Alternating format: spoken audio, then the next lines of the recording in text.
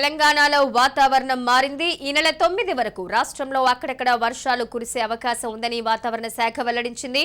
బంగాళాఖాతం నుంచి దక్షిణ ద్వీపకల్ప భారతదేశం అలాగే బంగాళాఖాతంపై ద్రోణి వరకు బలమైన తూర్పు ఈశాన్య గాలులు ప్రభావంతో వర్షాలు కురుస్తాయని తెలిపింది.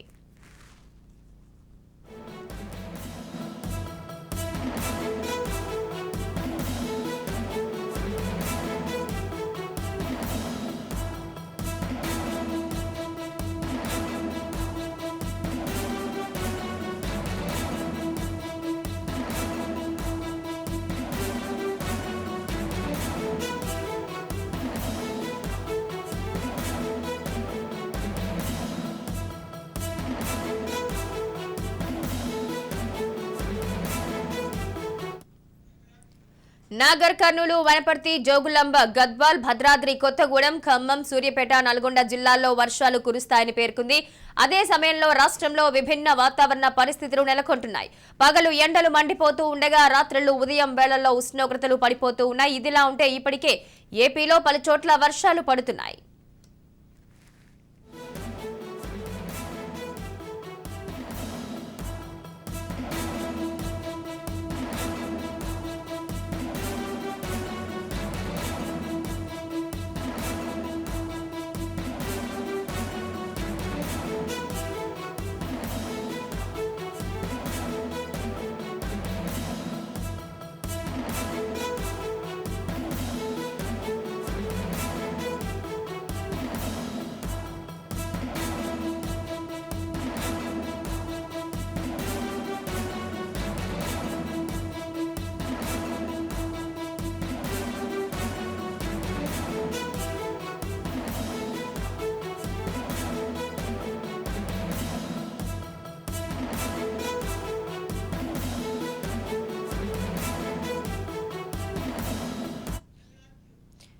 మరింత సమాచారం రిపోర్టర్ రమేష్ అందిస్తారు. రమేష్, చెప్పండి, వాతావరణ పరిస్థితులకి సంబంధించి అధికారులు ఏమని సూచన చేశారు?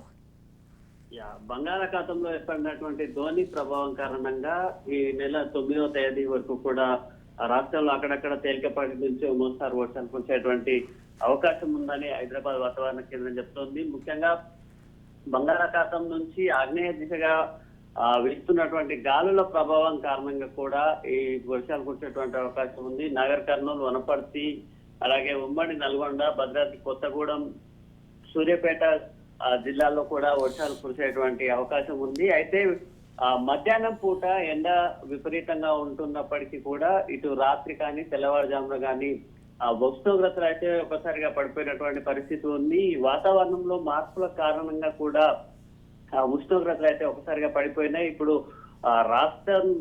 రాష్ట్రంలో సరాసరి ఉష్ణోగ్రతలు కనిష్టంగా 24 డిగ్రీల సెల్సియస్ నమోదవుతుండగా గరిష్టంగా 31 డిగ్రీల సెల్సియస్ కూడా నమోదవుతున్నట్టుగా కూడా హైదరాబాద్ వాతావరణ కేంద్రం చెప్తుంది. ముఖ్యంగా ఇప్పటికే శీతాకాలం ప్రారంభమైన నేపథ్యంలో ఉష్ణోగ్రతలు పడిపోతుండగా ఈ రోజు నుంచి రానున్న 4 రోజుల పాటు కూడా వర్షాలు కురిసేటువంటి అవకాశం ఉంది. ఈ నేపథ్యంలో మబ్బులతో కూడినటువంటి వాతావరణంతో పాటు తేలికపాటి వర్షాలు కురిసేటువంటి అవకాశం ఉన్నట్టుగా కూడా వాతావరణ కేంద్రం చెప్తోంది. మహాలక్ష్మి.